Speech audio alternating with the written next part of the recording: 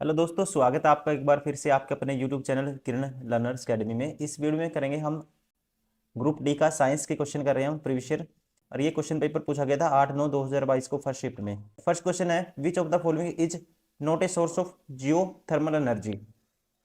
तो आप ध्यान रखेंगे, जियो थर्मल इज ए एनर्जी, या कह सकते हैं heat energy that comes from the earth. जो अर्थ के अंदर जितने भी दोस्तों ये रेडियो एक्टिव एलिमेंट होते हैं अर्थ कोर में, इनसे क्या बनती है, स्लो प्रोसेस में बनती है।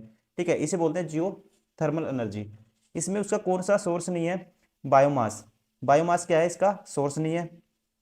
बायोमास में, या कह सकते हैं ये बायोमास किस में आता है? प्लांट्स और एनिमल्स में आता है दोस्तों। ठीक है, इसमें जो इसको जो एनर्जी मिलेगी, जो एनर्जी स्टोर होती है, केमिकल एनर्जी स्टोर होती है, जो कहाँ से मिलती है? सन से। ठीक है, कौन सी प्रोसेस से? फोटोसिंथेसिस से। तो ये किसका एग्जाम्पल नहीं है? ये एग्जाम्पल नहीं है किसका? जियोथर्मल एनर्जी का। ध्यान रखेंगे, ऑप्शन थर्ड इज करेक्ट।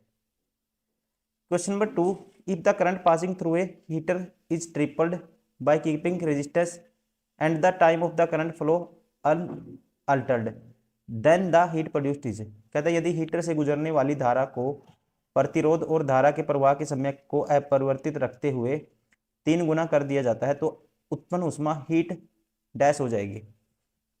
अब देखो, जो हीट प्रोड्यूस्ड होता है ये होता है एच, होता है आई स्केयर आर टी।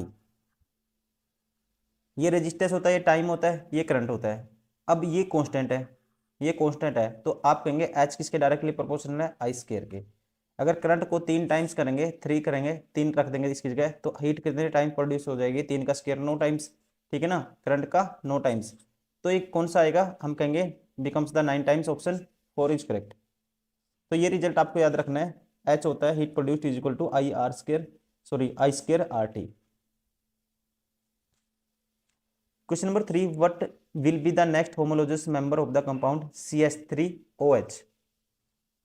होमोलोजस सीरीज को हम डिफरेंशिएट करते हैं CH2 ग्रुप से। किससे? CH2 ग्रुप से। देखो दोस्तों, इससे नेक्स्ट बताना है। अब नेक्स्ट में यहाँ एक कार्बन है तो 2 तो कार्बन होने चाहिए। कितने कार्बन होने चाहिए? 2 कार्बन होने चाहिए। और हाइड्रोजन यहाँ कितने हैं? CH2 ग्रुप से डिफरेंशिएट करते हैं, एक एक CH2 ग्रुप ऐड हो जाएगा। तो यहाँ 4 हैं तो 6 हाइड्रोजन कितने होने चाहिए? 6 होने चाहिए। ठीक है, ऑक्सीजन तो चलो एक है ही है, इसका कोई मैटर नहीं करेगा। अब देखो, यहाँ पे कार्बन 3 हो गए, ये ऑप्शन बाहर हो गया। यहाँ पे हाइड्रोजन 4 ही है, ये भी बाहर हो गया। यहाँ पे हाइड्रोजन 8 हो गए, ये बाहर हो गया। कार्बन 3 नहीं होने चाहिए, कार्बन 2 होने चाहिए, हाइड्रोजन 6 होने चाहिए। Option first is correct. Question number 4, which of the following has the fastest fastest breathing rate. ठीक है, निम्न में से किसकी श्वसन दर सबसे तीव्र होती है? अब देखो, जो वाटर में जो फिश कहाँ रहती है? वाटर में रहती है। और वाटर में ऑक्सीजन क्या होती है? कम होती है, इनको इसलिए जल्दी जल्दी सांस लेनी पड़ती है। ठीक है, इसी वजह से इनकी जो रेट होती है सांस लेने की, ये क्या होती है? फास्टेस्ट होती है। ध्यान रखेंगे, option first fish. Question number 5, why do we measure the presence of the starch in the experiments of photosynthesis. कहता है प्रकाश संश्लेषण के प्रयोग में हम स्टार्च की उपस्थिति को क्यों मापते हैं? ठीक है, इसका रीजन क्या है? तो इसका रीजन क्या है दोस्तों? ध्यान रखेंगे, glucose formed is converted into starch. ठीक है, निर्मित ग्लूकोज स्टार्च में रूपांतरित हो जाता है। ठीक है, इस वजह से हम ये चीज मापते हैं। Option 4 is correct. Question number 6, what is the product of ultraviolet radiations acting on oxygen molecule at higher level of the atmosphere। ठीक है, हायर लेवल ऑफ एटमोस्फियर। तो ये क्या होता है दोस्तों? ओजोन। ठीक है ना, वायुमंडल के उच्चतर क्षेत्रों में ऑक्सीजन के अणुओं पर अल्ट्रावायलेट विकिरण की क्रिया का उत्पाद क्या होता है? ये होता है ozone, O3। Option first is correct. Question number 7, when a coil carrying a current is placed in a magnetic field. ठीक है, कहता है जब किसी धारावाहिक कुंडली को चुंबकीय क्षेत्र में रखा जाता है। मैंने कोयल कैरिंग एक करंट इस प्लेट कहाँ रख दिया? मैग्नेटिक फील्ड के अंदर। एक फोर्स इज प्रोड्यूस्ड ओनली, उनकी उसके ऊपर क्या फोर्स बनेगा? प्रोड्यूस होगा। This is the working principle of, ये किस प्रिंसिपल पे काम करता है? ये करता है मोटर पे। ठीक है ना, इलेक्ट्रिक मोटर क्या करते हैं? An electric motor is use to convert electric energy into mechanical energy. Option first third is correct. ठीक है, एक second. Question number 8, consider the following statements about a commercial motor. कहता है व्यावसायिक मोटर से संबंधित निम्न में कथनों पर विचार कीजिए। और बताना है कौन सा स्टेटमेंट क्या है, इज या आर करेक्ट है। ठीक है, कौन सी स्टेटमेंट क्या है करेक्ट है, ये हमें बताना है। पहला कहता है it is use has an electromagnet in place of the permanent magnet. इसमें इलेक्ट्रोमैग्नेट का यूज होता है has place of permanent magnet, ये ठीक है। It is use soft iron core, ठीक है, it is use soft iron core, इसमें मृदु लोहा कोड प्रयुक्त होता है, ये भी होता है, ध्यान रखेंगे। एक और दो दोनों करेक्ट हैं, इसलिए हम कहेंगे both A and B are correct, option third is correct. Question number 9, नीचे दिए कथनों पर विचार कीजिए और सही उत्तर का चयन कीजिए। पहला कहता है जो एसिड और बेस, ठीक है, इनमें रिएक्शन कराएंगे, reaction between acid and base, क्या बनेगा, to form salt and water, और इस रिएक्शन को क्या कहेंगे, न्यूट्रलाइजेशन रिएक्शन कहते हैं, ये सही है। सेकंड है उदासीकरण, मतलब कि neutralisation reaction can be written has, ठीक है। न्यूट्रलाइजेशन रिएक्शन क्या होता है दोस्तों, जैसे कि पहले में दिया है एसिड प्लस बेस की रिएक्शन कराएंगे, ठीक है, तो क्या बनेगा, साल्ट और वाटर, ठीक है, तो ये भी ठीक है, दोनों ठीक है। कौन सा ऑप्शन होगा, ऑप्शन 4 इज करेक्ट, दोनों कथन सत्य हैं, ठीक है ना, option 4 is correct.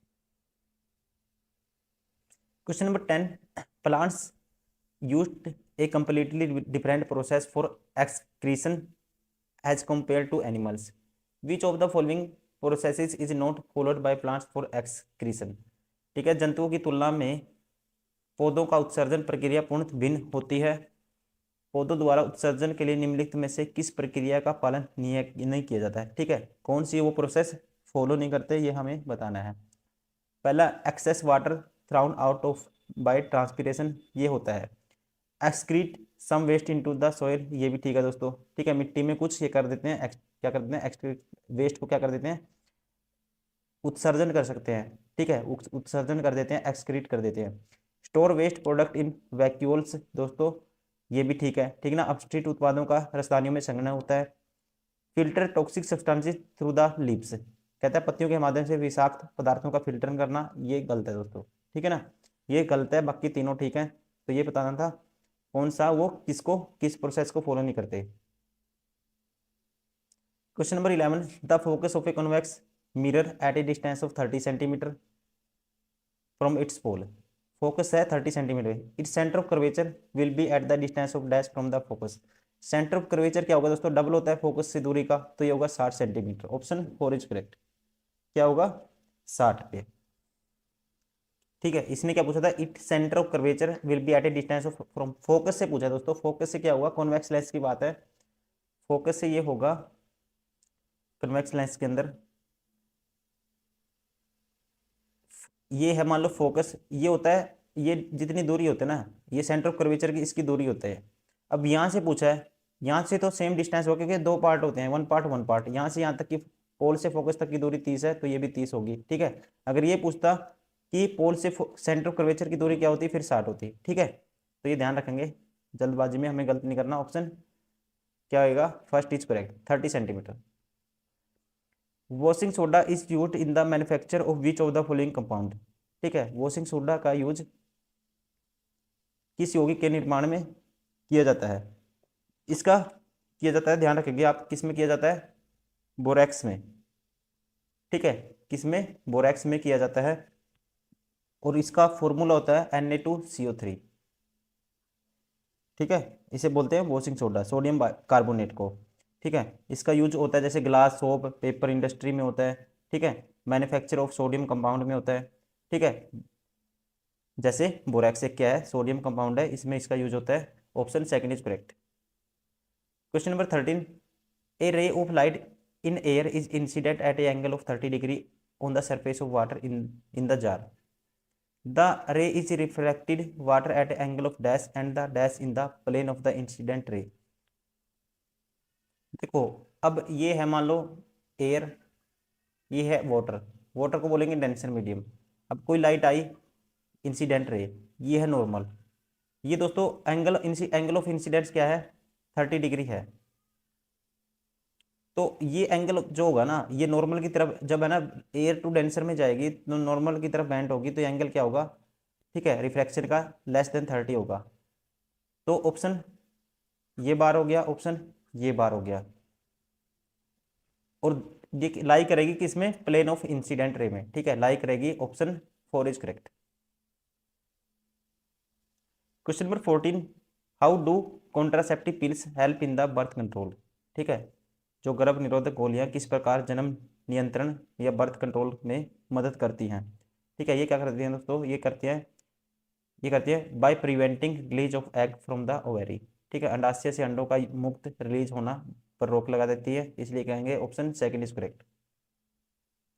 Question number 15, two identical bulbs are connected in a parallel to a battery of 4 volt if the current in the circuit is 0.2 volt ampere, sorry 0.2 ampere, the power dissipated by the battery is, ठीक है, power आपको बतानी है दोस्तों, power होता है we आई के बराबर, ठीक है, किसके डायरेक्टली प्रोपोर्शनल होता है, वोल्टेज इंटू करंट के। यहाँ से पावर क्या आएगा, वोल्टेज है 4 वोल्ट, करंट है 0.2, तो पावर आएगा 0.8 वोल्ट। कौन सा ऑप्शन होगा, option second is correct. Question number 16, a bulb draws current of 5 ampere when connected to battery 12 volt, the power of the bulb is, ठीक है, ये कर चुके क्वेश्चन। पावर क्या होगी दोस्तों, सीधा मल्टीप्लाई करेंगे, 12 पंजे 60, पी होता है वी आई के बराबर, वी इंटू आई, ये पी, ठीक है, तो वी की वैल्यू 5 है, सॉरी 12 है, और ए की करंट की वैल्यू आई की वैल्यू 5 है, 12 पंजे 60 volt, option 4 is correct. Question number 17, match the following characteristics in the modern periodic table.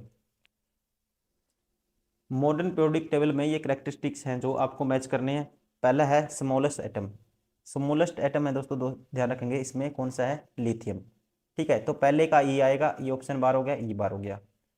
Metalloid, ठीक है, मेटलॉइड में कौन सा आएगा, मेटलॉइड आएगा, कौन सा है मेटलॉइड, ये है सिलिकॉन, सिलिकॉन किस में आता है, मेटलॉइड में, पहले का क्या था, लिथियम था। मोस्ट मेटालिक नेचुरल एलिमेंट, ठीक है, नेचुरल एलिमेंट आपको बताना है कौन सा, पहले नेचुरल एलिमेंट में आता है दोस्तों ये जो सीजियम है, ठीक है, इसे बोला जाता है नेचुरल एलिमेंट। तो तीसरे का आएगा क्या, सीजियम ए, ठीक है, तो पहले तीसरे का कौन सा आएगा, ए आएगा, तो कौन सा हो गया ये, ठीक है। अब चौथे का देखो,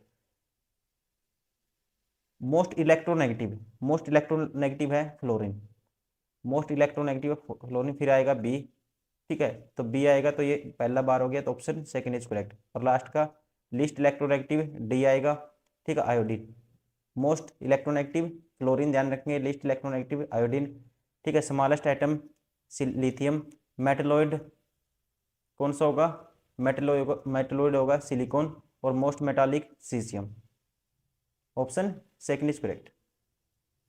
question number 18, if ray of light incident on a concave mirror of pole P of radius curvature 8 cm parallel to its principal axis after reflection is passes through the point Q on the its principal axis, the following new Cartesian sign of the PQ। देखो focus से पास करेगी, focus की length इसकी आधी होती है, तो ये आएगा 4, और बात किसके, कॉनकेव मिरर की, तो फोकल लेंथ कॉनकेव मिरर के लिए क्या होती है दोस्तों, साइन ऑफ कन्वेंशन चाहिए आपको, तो ये होती है नेगेटिव होती है, ठीक है, ऑप्शन कॉनकेव मिरर के लिए क्या लेते हैं, फोकल लेंथ नेगेटिव, कॉन्वेक्स के लिए लेते हैं always positive, option second is correct.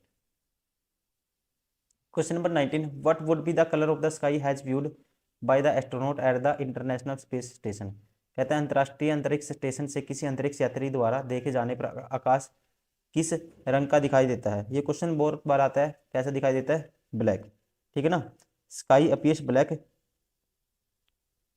क्योंकि स्कैटरिंग नहीं होगी, अगर स्कैटरिंग ऑफ लाइट होगा वहाँ पे, ठीक है, लाइट की स्कैटरिंग होगी तो कैसा कलर दिखता है, ब्लू दिखता है। ये वहाँ पे क्या है दोस्तों, एटमोस्फेयर है ही नहीं है, ठीक है, no atmosphere, due to this क्या दिखेगा, black. Question number 20, complete the double displacement reaction, double displacement reaction, इसमें क्या होता है, डबल डिस्प्लेसमेंट रिएक्शन हमें कंप्लीट करना है, इसमें दो जो कंपाउंड होंगे वो आपस में आयन एक्सचेंज करेंगे और दो नए कंपाउंड बनाएंगे। अब इसमें देखो Na की रिएक्शन हो गया SO4, ठीक है, जो सोडियम है किसके साथ लग गया, सल्फेट के साथ, Na2SO4 हो गया। अब बचा क्या, कॉपर, कॉपर के साथ क्या आएगा, फिर OH आएगा, ठीक है, कॉपर के साथ अब OH आएगा, कौन सा हो गया, option third is correct. Question number 21, Mendeley periodic law could not explain the position of dash in the periodic table. ठीक है, तो ये किसकी पोजीशन को एक्सप्लेन नहीं कर पाया था? आइसोटोप्स की। Option 4 is correct. Question number 22, there is an aqua solution of X whose pH is 2.6 represent that the solution is strongly. अब देखो एसिड और बेस का पता करना है आपको। pH मान 0 से 14 तक होता है दोस्तों,